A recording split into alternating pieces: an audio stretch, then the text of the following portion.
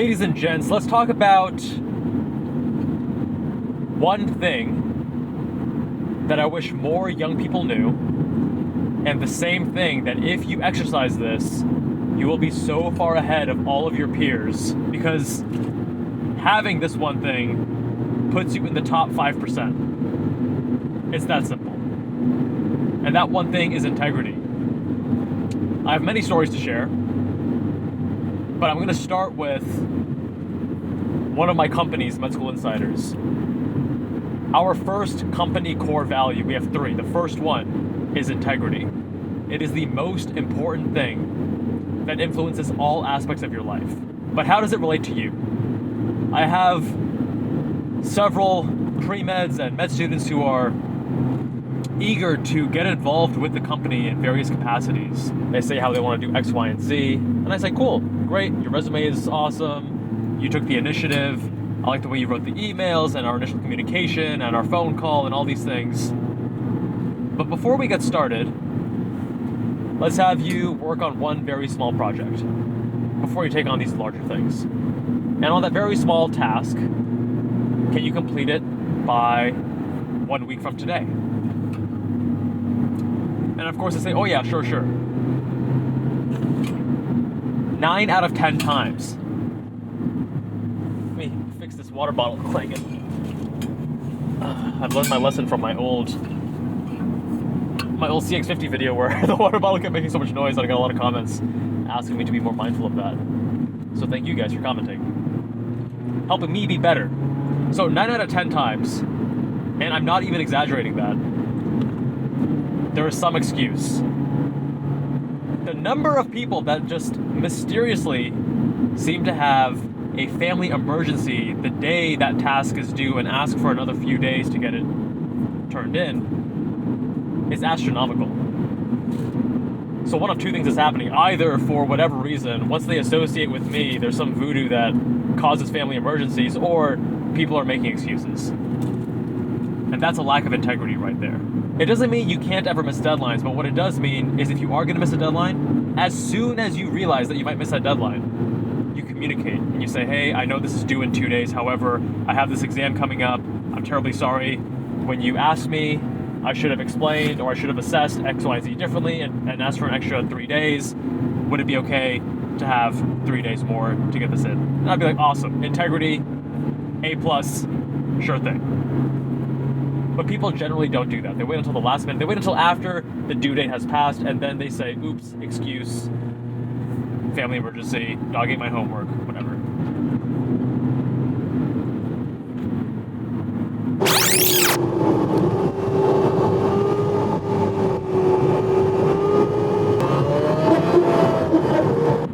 That Jeep driver behind lacks integrity because they don't use turnouts when there's a faster car behind them, as is stated in the DMV handbook and is just common courtesy. Anyways, when people show you their true colors, and if they lack integrity, listen the first time. I have a few stories here as well. I have worked with several coaches over the last however many years, whether it's coaches or PTs or some combination thereof. And one coach in particular surprised me, because he repeatedly said he was going to do something and would fail to do so.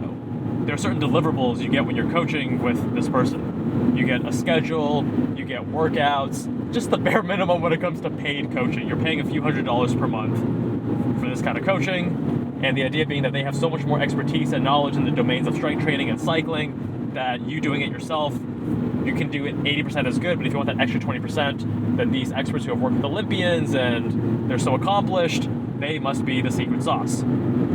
And I think there's value to them, actually. I still work with the coach now, a different coach, because they point out blind spots that you will not see. So ultimately, this coach would miss deadlines multiple times, would miss the deliverables, would say he would do something and then forget. I'd have to follow up many times. It became chasing this person. But he was also a friend. I had worked with him in bike fitting and other capacities for years before he became my coach. We had a good relationship. We actually hung out outside of the coaching as well. At least we had once or twice. And 1 month, they were extra bad about missing all their deliverables. And when I reached out saying, hey man, I'm in this tough position, I feel so uncomfortable even saying this, but would you mind? Thank you. You have integrity and courtesy, good sir. I said, hey, I'd like to politely request a refund because I don't think I received much of any services last month. Literally all you did was you read my HRV, which I could do myself, and said, hey, you gotta rest more. Cool, thanks bro. But you didn't actually give any of my workouts. You missed my communication. I know that you were traveling, and I know that the power was out, and I know that you were having communication issues for those 3 days you were in whatever country or whatever place. But that doesn't, because you had issues, you take responsibility. It doesn't mean that I then have to bear the cost of you not being able to communicate, and you missed our meeting, and yada, yada, yada. And instead of saying, hey, let me look at both sides, he got defensive.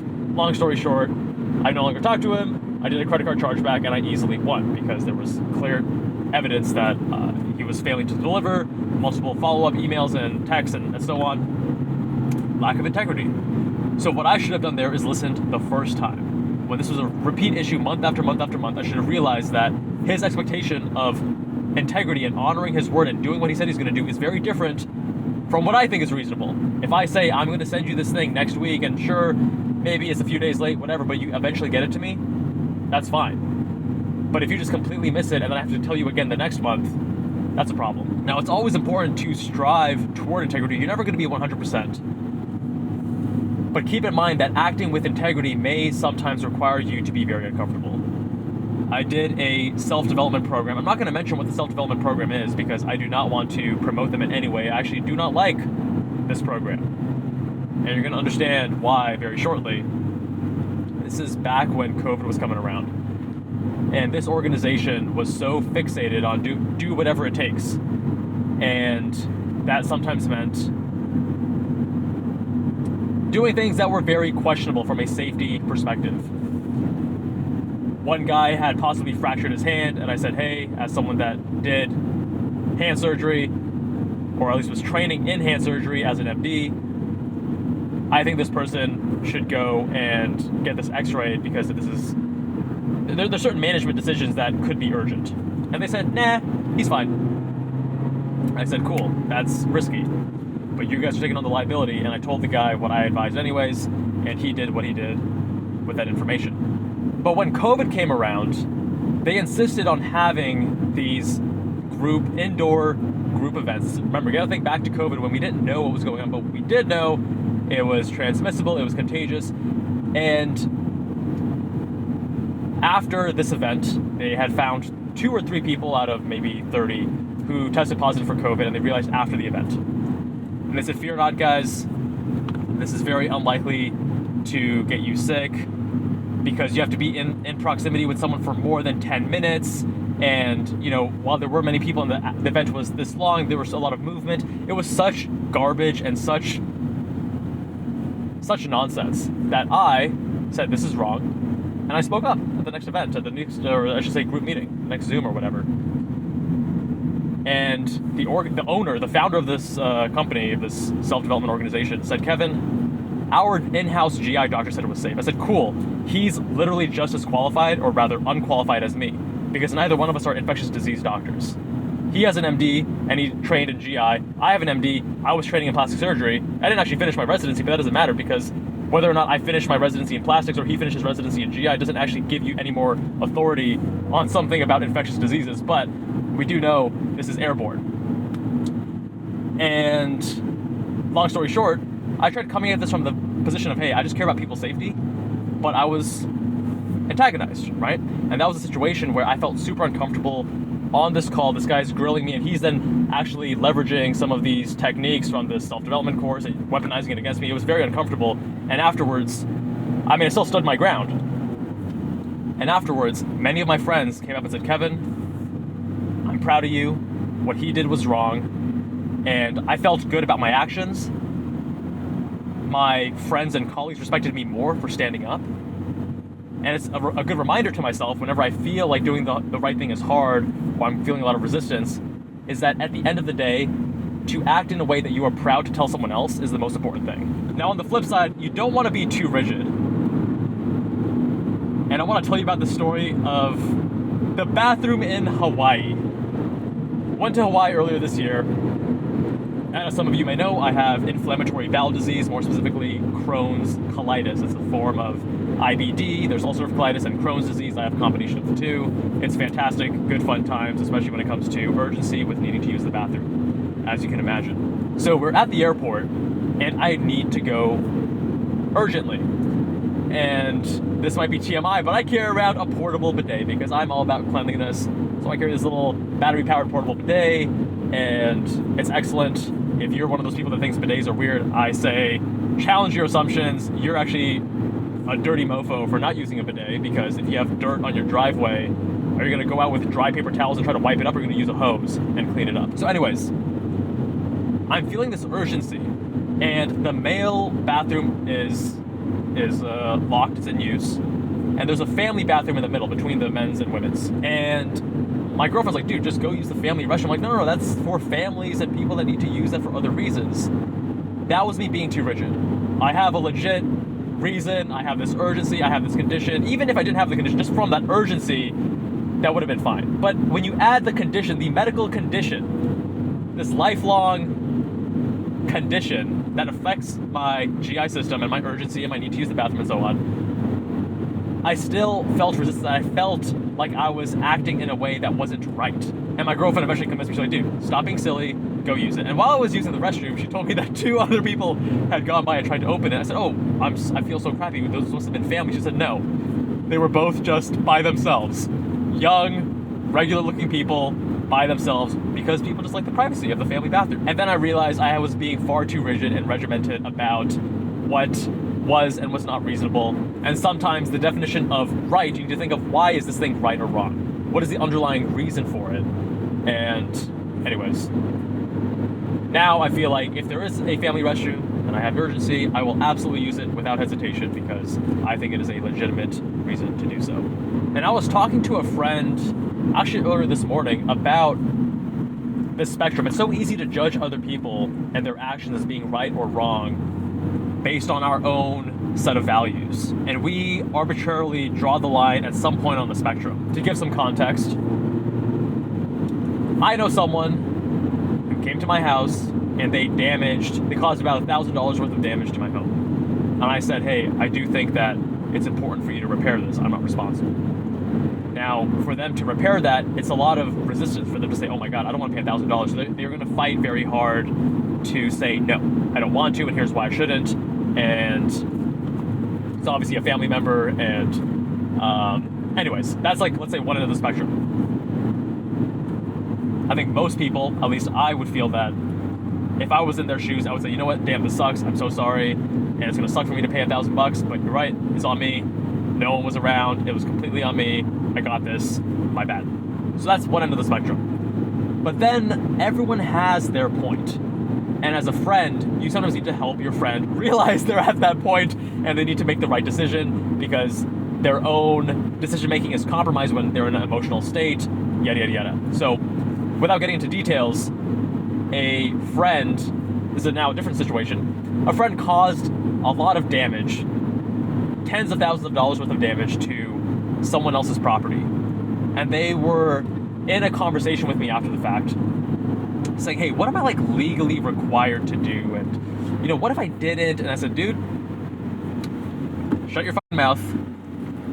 You know what the right thing to do is. You caused the damage. They trusted you. And it's on you to make things right. And they chose right. Now, I don't know what they would have done if me and that person didn't have that conversation, but everyone has that point, right? If I crashed this car right here, started a forest fire, and